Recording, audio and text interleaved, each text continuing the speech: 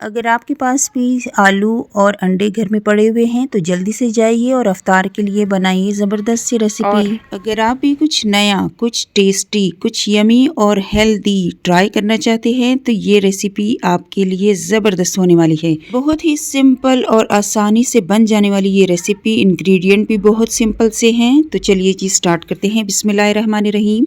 Fabia अला रब्बिकुमा तुकज़्ज़िबान। यहाँ पे मैंने आधा किलो आलू ले लिए हैं। आप आधा किलो आलू के बजाय 1 किलो के साथ भी बना सकते हैं, कम या ज़्यादा आप क्वांटिटी के हिसाब से कर लीजिएगा। मसाले भी उसी हिसाब से डिवाइड कर लीजिएगा।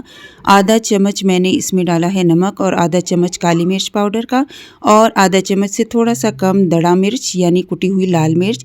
और अब इसमें डालेंगे हम ब्रेड क्रम्स। और ब्रेड क्रम्स इसलिए डाले हैं, 3 चम्मच मैंने डाले हैं कि इसमें थोड़ा थोड़ा सा भी जो पानी होता है ना, वो ब्रेड क्रम्स अपने अंदर सोख कर लेगा और बहुत अच्छे से ये मिक्सचर हमारा रेडी हो जाएगा। और अगर पानी इसमें ज़रा बराबर भी नहीं है तो आपने क्या करना है, ब्रेड क्रम आप बिल्कुल मत डालिएगा, कोई मसला नहीं है।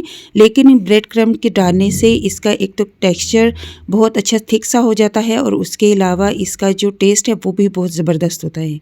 अब यहाँ पे मैंने अंडे लिए हैं। अंडे हमने दरमियान से कटिंग कर लेने हैं।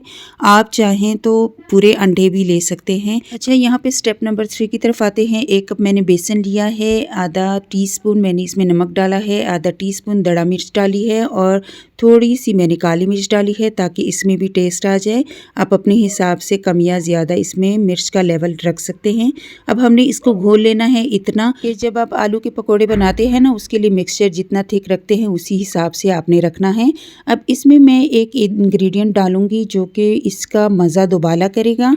ये है ब्रेड क्रम्स। मैंने 2 बड़े चम्मच ब्रेड क्रम्स के डाले हैं और इसको थोड़ा सा हमने फूलने के लिए रख देना है 5 मिनट के लिए। और इससे इसका टेस्ट इतना कोई यमी क्रंची आता है, यकीन माने कि इसका टेस्ट आपको बहुत ही मज़ा देगा। तो इसको अच्छे से घोल लेना है और इसको थोड़ा सा, ये थिक था तो मैंने थोड़ा सा पानी ऐड कर लिया था। अब मैंने लिया है आलू का मिक्सचर, हाथ में अच्छे से फैला लेना है। इतना फैलाना है कि अब एक थिक सी लेयर बन जाए। अब इसमें हमने जो अंडा हमने काट के लिया था वो दरमियान में रखना है। आप इसके साथ साथ चीज़ भी ले सकते हैं, चिकन की फिलिंग भी कर सकते हैं, जो मर्ज़ी आप लेना चाहें इस दरमियान आप ले सकते हैं। अब अंडे को हमने अच्छे से आलू से कोट कर लेना है। बहुत अच्छी सी कोटिंग होनी चाहिए, बहुत ज़बरदस्त सी इसकी कोटिंग होगी, तभी ये बहुत मज़े का टेस्टी और ये खुलेगा भी नहीं। तो यहाँ पे हमने अच्छे से इसको गोलाई में शेप दे दी है। अब ये देखें रेडी है। अब हमने जो मिक्सचर बनाया था बेसन का, उसमें हल्के से इसकी कोटिंग करेंगे और कोटिंग आपने हल्के हाथों से बहुत एहतियात के साथ करनी है। दोबारा से गोलाई की शेप दे दी है।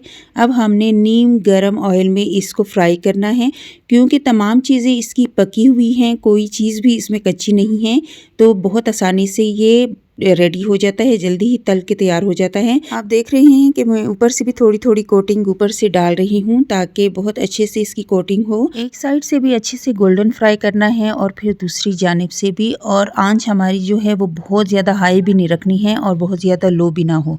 तो इस तरह से हमने इसके ऊपर से इस तरह ऑयल लगाना है ताकि जब हम इसको पलटें तो इसकी कोटिंग जो है वो ऑयल में इधर उधर ना बिखरी।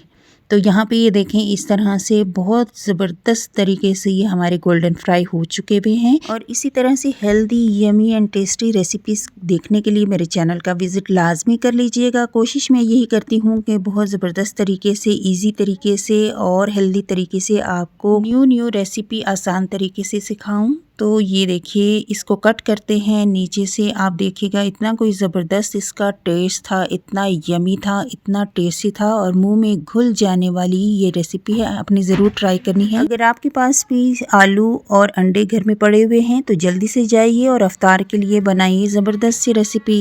इंशाल्लाह फिर मिलूंगी न्यू रेसिपी के साथ। टिल देन, अल्लाह हाफिज़।